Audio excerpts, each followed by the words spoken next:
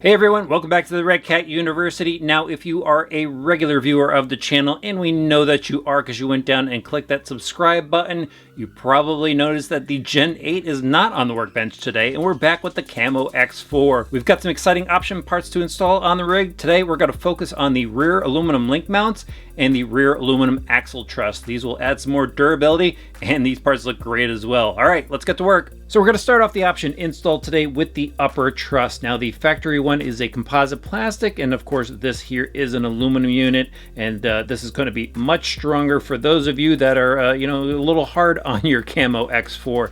This is a fairly simple install. All you have to do is remove the 4 screws that secure the truss to the axle and the long screw at the top that secures the links. All you need to do this is a 2mm hex driver.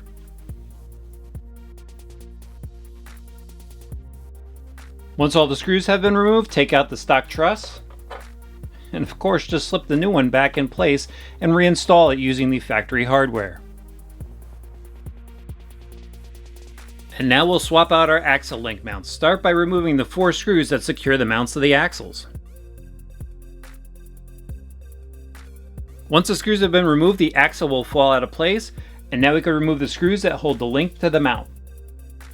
With the composite link mounts removed, now we can install our new aluminum link mounts. Do so in the reverse order in which you took it apart. Don't forget to reinstall the link spacer.